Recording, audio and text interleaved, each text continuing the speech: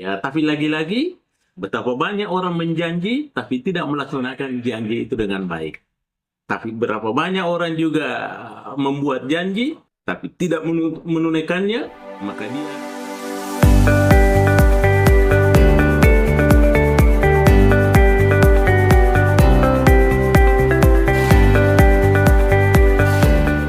Assalamualaikum warahmatullahi wabarakatuh. Para pemirsa sekalian dimanapun berada, tentu saya menghaturkan terima kasih yang setinggi-tingginya, penghargaan yang setulus-tulusnya, karena para pemirsa sekalian selalu menanti channel YouTube kita yang kita beri nama Mr. Koronis, komunikasi romantis dan humanis. Baik para pemirsa aku dimanapun berada, terima kasih karena sudah menonton salah satu channel YouTube kita yang tentunya selalu berbicara tentang fenomena-fenomena komunikasi. Tentu kerap kali saya sampaikan bahwa fenomena komunikasi terjadi di mana-mana, hampir di seluruh penjuru di muka bumi ini bisa dibahasakan secara komunikasi tentunya. Bagaimana kita berinteraksi kadang-kala disebut sebagai komunikasi interpersonal. Ketika kita merenung, ketika kita berpikir, bisa saja ditafsirkan sebagai komunikasi intrapersonal atau interpersonal communication. Pada hari ini para pemirsa sekalian, ada lagi satu judul, ada lagi satu tajuk komunikasi yang akan kita bedah secara bersama. Ada yang disebut dengan promissory communication. Apa itu promissory communication?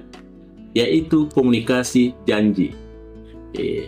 Tentu saja kalau bercerita tentang janji, ada saja saudara-saudara kita korban janji. Kenapa dia katakan korban janji? Karena pernah dijanji tapi tidak dilaksanakan janji itu dengan baik. Sesungguhnya komunikannya itu bukan hanya korban janji, tetapi komunikatornya juga korban, tapi bukan korban janji tetapi korban kepercayaan. Karena dia berjanji tapi dia tidak tepati. Jadi dua-dua terjadi pengorbanan. Ada yang korban karena dijanji, ada yang korban karena korban kepercayaan, karena tidak menepati janji. Sebetulnya di dalam komunikasi, apa sih yang disebut dengan promissory communication atau komunikasi janji itu para pemirsa sekalian?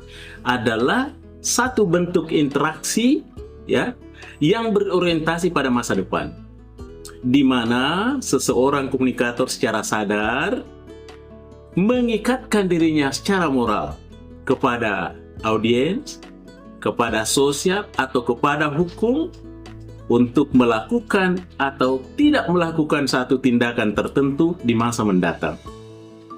Sehingga dengan demikian, komunikasi janji ini tentunya merupakan salah satu bentuk tindakan tutur yang biasa disebut dengan speech act. Tentunya yang bersifat komitif atau menciptakan satu komitmen. Tapi lagi-lagi betapa banyak orang menjanji tapi tidak melaksanakan janji itu dengan baik. Tapi berapa banyak orang juga membuat janji tapi tidak menunaikannya, maka dia bisa jadi kehilangan kepercayaan. Para pemirsaku dimanapun berada, pada kesempatan ini kita akan melihat unsur-unsur utama apa saja yang membentuk daripada komunikasi janji itu. Yang pertama tentunya kita lihat dari segi komunikatornya. Siapa yang berjanji? Tentunya adalah pihak yang menginisiasi janji dan menyatakan komitmen. Biasanya yang orang berjanji itu adalah punya kredibilitas dan otoritas. Kenapa orang percaya bahwa dia berjanji? Karena dia memiliki kredibilitas dan otoritas, memiliki kapasitas memiliki sumber daya atau wewenang untuk mewujudkan apa yang akan dijanjikan, sehingga orang mudah mempercayainya. Kemudian komunikatornya atau yang berjanji itu tentunya punya intensi murni. Apa itu intensi murni? Artinya dia memiliki niat tulus sejak awal untuk menepati ucapan tersebut, bukan sekadar strategi manipulatif temporer. Artinya dia ada niat baik untuk melakukan tindakan itu nanti. namun ujung-ujungnya hanya janji-janji belaka. Tidak bisa ditunaikan dengan baik, karena tentunya sesuatu dan lain hal. Itu yang pertama. Kemudian yang kedua, kita lihat dari segi komunikannya. Siapa yang dijanji? Atau penerima janji? Bagaimana penerima janji itu adalah pihak yang menjadi sasaran dari pernyataan janji tersebut. Tentunya unsur ini memiliki peran penting berupa ekspektasi dan kepentingan. Ketika orang dijanji itu pasti punya ekspektasi. Iya, pasti sudah bermimpi akan mendapatkan itu. Sehingga dengan demikian, pihak yang diuntungkan atau memiliki kepentingan langsung terhadap realisasi janji tersebut. Betapa banyak janji dan ditepati dengan baik. Ini merupakan satu ekspektasi dari pihak penerima janji luar biasa. Ketika dijanji dan mendapatkan janji itu dengan baik dan tepat. Kemudian, pihak komunikan juga tentunya adalah dia memberikan kepercayaan kepada orang yang berjanji.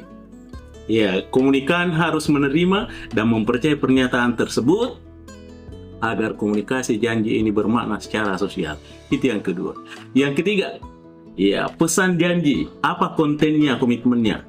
Ya, tentu saja pesan janjinya adalah meliputi isi atau substansi dari janji yang disampaikan. Pesan janji yang kuat umumnya mengandung kriteria, dia punya spesifitas tindakan. Kemudian dia mempunyai dimensi waktu, kapan dijanji dan kapan mau ditepati. Ya, kemudian dia mempunyai kondisionalitas atau opsionalitas. Apa maksudnya? Artinya syarat-syarat tertentu yang harus dipenuhi terlebih dahulu agar janji tersebut berlaku. Kemudian yang keempat, para pemirsa sekalian, ya, ada saluran atau medium yang dipakai.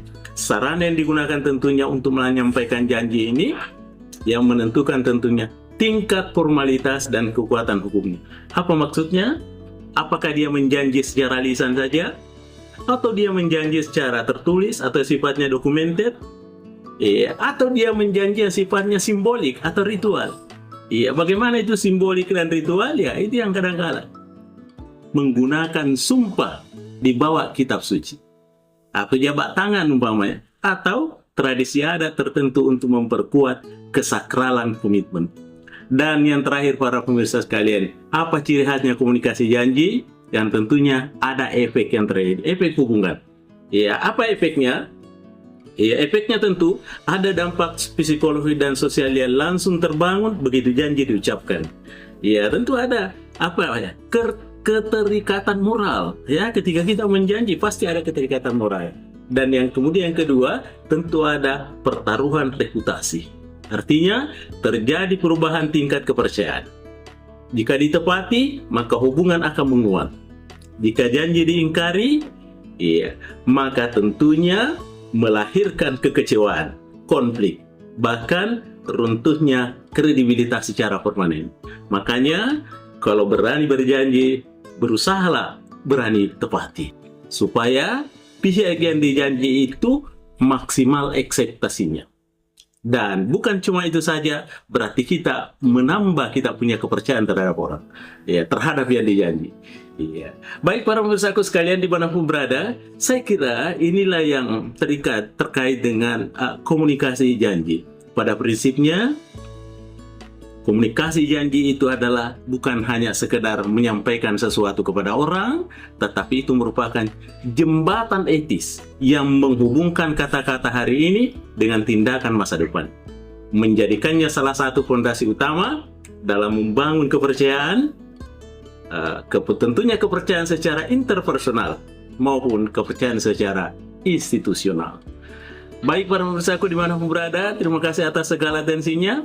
Mr. Koronis mengundurkan diri. Assalamualaikum warahmatullahi wabarakatuh. Mr. Koronis. Ya.